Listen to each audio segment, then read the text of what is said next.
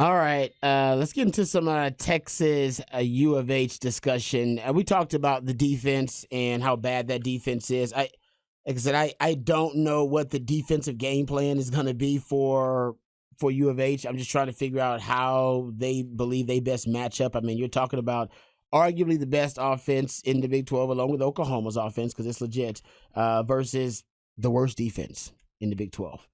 So I don't know how they're going to match up against Texas's offense. That's going to be tough. But their offense, it does concern me a little bit. I said this yesterday. I think you're going to end up either with a blowout or a shootout.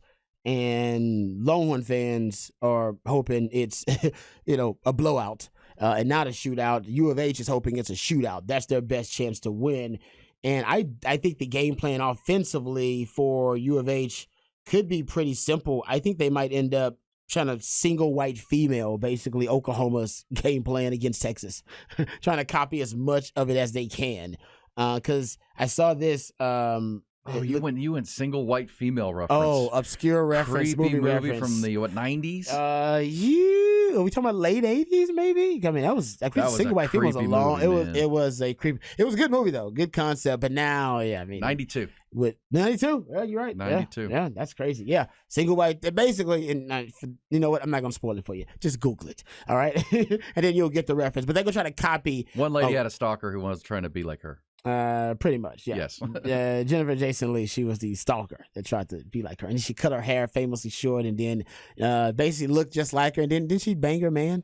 She banged her man, thought he had it mixed up in the middle of the night. Yeah. He thought it, right? And then he thought it was his woman, and then she looked just like his woman. He came in, and then he banged it out. And then, in the middle of it, he sees, hold up, and he's like, I was kind of a young guy at the time. I was in college, and I was thinking, man, these women are crazy. He's like, did you? Is that how women are? How you didn't know that? Come on, man. You ain't know? Could you really get mixed up? If it's a twin, yes. It's not a twin. It was just a friend. Come on, E. Hey, it can happen. It can't. There's no way that could happen. Dude, you would know. All right, you'd know. Anyway, but aside from that. Plausible deniability, Rod. He just got it mixed up. It's like she smells different. Everything about her is different. The mannerisms. Anyway, all right. Her technique. All right, anyway, you know what? Moving on. But yeah, I think U of H is going to try to copy damn near everything that Oklahoma does. I'm not saying they're going to be executed at the high level that Oklahoma did. So I'm not trying to freak you out there, but look at plays per minute. So one of the big things that Oklahoma did to throw Texas off, and Texas expected it. I just don't think Texas basically had faced a pass-first, up-tempo offense with a true elite level starting quarterback in that system. They hadn't faced that yet, and I think it was shocking. Right? It's kind of a shell shock factor to playing that up tempo offense of the veer and shoot. OU is 15th in the country in plays per minute. All right, U of H is 35th, so they're not as up tempo as Oklahoma, but something tells me that they will increase that versus Texas, considering what they just witnessed and what they saw on film versus Oklahoma. I guarantee they will. And maybe not the entire game, but situationally. All right, situationally, they'll do that. And I think with Donovan Smith, he's going to be key too, because I think Donovan Smith, in terms of them copying what Oklahoma did, the quarterback run game was key. I mean, it was probably the biggest tendency breaker for Oklahoma in that game that gave them the win. Donovan Smith can run. Texas fans know this. I mean, his fourth most rush attempts in his career were versus Texas when he was playing for Texas Tech. And remember, they used some quarterback power running game with some of those short yardage fourth down conversions as well. He right now is on a little bit of a hot streak. He's found his groove in this offense. Now, remember, he's been playing in the air raid offense since his time at Tech, since he's been a college player, he's been playing in the same offense. He's completed at least 73% of his passes in his last 3 games. At least 73%. Now, I know they haven't played a defense as good as Texas, but he's completing against West Virginia was 77.8%, 73%, and 77%. 9 touchdowns, 0 interceptions in the last 3 games. Well, and he's rushed for 118 yards, a little over 4.5 yards per carry. He's finding his groove. He's settling in pretty well.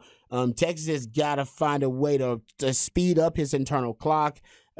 confuse him, discombobulate him, force him into making some mistakes and looking like old Donovan Smith. But right now, he's playing arguably his best football that he's played as a college player. He's playing really well. And look, Dan Holgerson has always had a pretty dynamic offense, and he's a big kid. Texas saw him last year. He's 6'4" and 6'5". He's 240 pounds. He's more athletic than you think.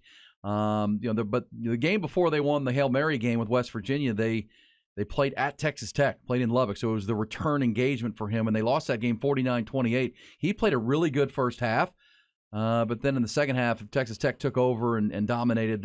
U of H didn't score in the second half.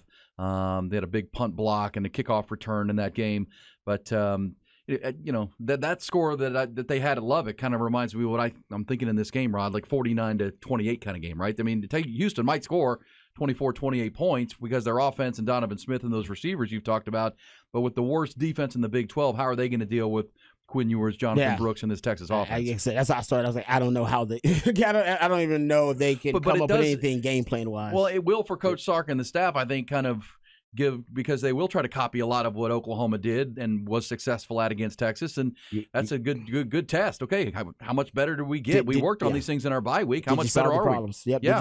Did you solve the problems? I agree with you, and that's like I say. I think Texas will be presented with basically the same problems and the same issues that they faced versus Oklahoma. They had a bye week, like you said, to fix it. I think they addressed them, and we'll see if U of H is able to expose some of those issues. Also, you brought up the wide receivers. The wide receivers are pretty good, where you're talking about Sam Brown, who's leading the Big 12 in receiving. Stephon Johnson Jr., I believe is his name. He's also another really good player. Man Jack he's probably their best all-around receiver. If you look at that, just best all around guys. Manjack. And he's a great name too. Name team. And Matthew Golden is probably the one receiver that if Sark could handpick a receiver out of that group, he would pick Matthew Golden. That's the Sarky guy. That's Sark's got a type at receiver, the slender, slight build at receiver, who's just a speed demon. That's Sark's guy. That would be him. He can go. He can run. He can run. Yeah. And they're actually good. Their return game is actually pretty good too. They already got 2 kickoff return touchdowns on the season, and I believe Matthew Golden's got one of those. So they're dynamic in certain positions, and I think they could threaten Texas with certain concepts. Like I said, in copying and replicating some of the Oklahoma game plan, but not to the elite level. And yes, that's only one phase of the game. I don't know what they're going to do on defense. They are one of the worst defenses in the country. And lines of scrimmage should be an advantage Texas in a big way in this game.